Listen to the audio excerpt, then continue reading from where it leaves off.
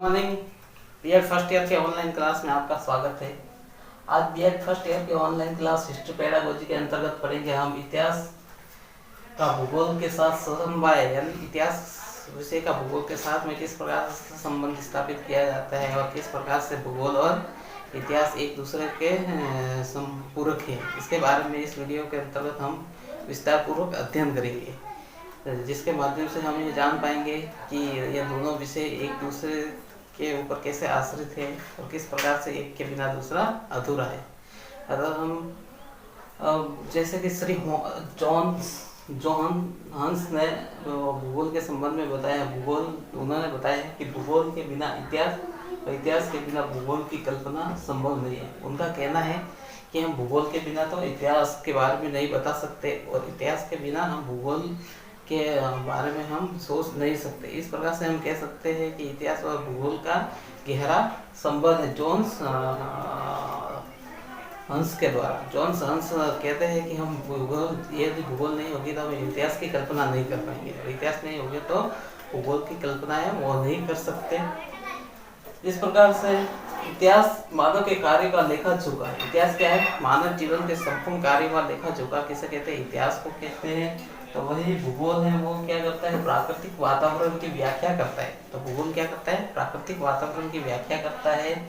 व्याख्या के द्वारा मानवीय कार्य की भी व्याख्या करता है। प्राकृतिक वातावरण की भूगोल व्याख्या करता है तो साथ में ही वो मानवीय कार्यों की भी क्या करता है? व्याख्या करता है। मानवीय कार्य की व्याख्या इसलिए करता है कि मानव जो कुछ भी इतिहास जो कुछ भी ग्रहण करता है वो कहाँ से प्राप्त करता है? प्राकृतिक परिदृश्य से ही प्राप्त करता है। अतः इतिहास बनेगा वो भी किससे बनेगा? भूगोल के द्वारा ही बनेगा। अतः यह बनेगा। इसी प्रकार प्रोफेसर घाटे कहते हैं मानव को अपनी भूमिका का अभिनय करने हेतु भूगोल एक रंगमंच प्रदान करता है। मानव को अपनी अभिनय यानी अपने कार्य क्षेत्र में आगे बढ़ने के लिए वो भूगोल क्या करता है? एक रंगमंच वो प्रस्तुत करता है, जो कि काफी महत्वपूर्ण होता है उसके लिए।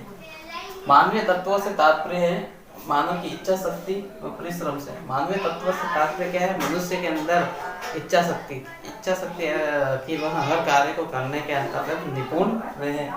ऐसी इच्छा शक्ति वह उसके अंदर परिश्रम से है। इच्छा शक्ति और वह कठोर से कठोर परिश्रम करके मुश्किल से मुश्किल कार्य को करने में आसानी से सफल हो सके, ऐसी इच्छा शक्ति मनुष्य के अंदर प्रबल हो, जो भौगोलिक परिस्थितियों को परिवर्तित करने और उन पर विजय प्राप्त करने हेतु संभव हो। और वह ऐसी इच्छा शक्ति उसके अंदर और परिश्रम और मेहनत हो, जिसके माध्यम से वो विभिन्न प्रकार के इसके सामने भौगोलिक परिस्थितियां या भौगोलिक समस्या आ जाए, लेकिन उन भौगोलिक परिस्थितियों के अंतर वो परिवर्तन लाके उनके ऊपर विजय प्राप्त कर सकता है। जैसे एक स्टूडेंट होता है, वो अपने लक्ष्य को कठिन परिस्थितियों में भी प्राप्त कर सकता है। एग्जाम के अंदर अच्छे मार्क्स से वो आसानी से ला सकता है, क्योंकि वो लक्ष्य को साधने में काफी अपनी महत्वपूर्ण भूमिका को जानता है। इसलिए भौगोलिक परिस्थितियों के विपरीत वो परिवर्तन लाके वो सफल हो सकता है। फिर नेक्स्ट उक्त विवेचन के आधार पर हम ये कह सकते हैं कि इतिहास तथा भूगोल का परस्पर संबंध है। इतने सारी बातों के आधार पर हम क्या कह सकते हैं?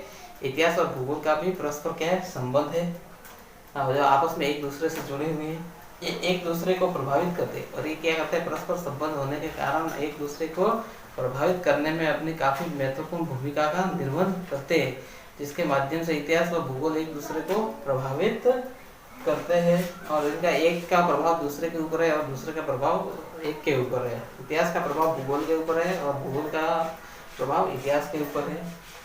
अतः उनका परस्पर समन्वय किया जाना उचित है। और जिस आधार पर हम कह सकते हैं कि इन दोनों का परस्पर है, क्या हो सकता है? इन दोनों के मध्य परस्पर संबंध है वो स्थापित किया जा सकता है।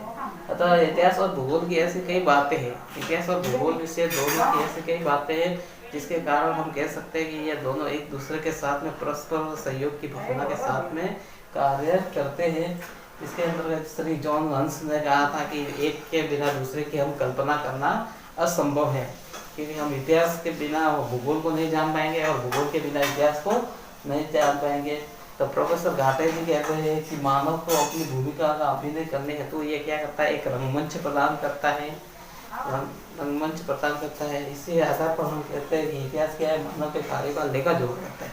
तो वही भूगोल क्या है, प्राकृतिक वातावरण का लेखा जोखा रखता है और साथ में मानवीय कार्य की व्याख्या भी करने में वो काफी महत्वपूर्ण भूमिका निभा सकता है। इस प्रकार से वह मानव के अंदर इच्छा शक्ति व परिश्रम को जागृत करता है और कह सकते हैं कि जो जिसके कारण मानव है भौगोलिक परिस्थितियों के अंतर्गत भी सफलता प्राप्त करने में अपनी महत्वपूर्ण भूमिका का निर्वहन है वो कर सकता है। अतः हम इन सभी कारणों से कह सकते हैं कि परस्पर भूगोल और इतिहास का परस्पर संबंध है और ये दोनों एक दूसरे को प्रभावित करते हैं। इस प्रकार से इतिहास शिक्षण है वो काफ़ी एक महत्वपूर्ण शिक्षण है जिसके माध्यम से हम भूगोल के साथ में संबंध स्थापित कर सकते हैं। तो इन दोनों का संबंध आसानी से उचित प्रकार से किया जा सकता है। इस प्रकार से आज की क्लास में इतना ही। आपका बहुत बहुत धन्यवाद।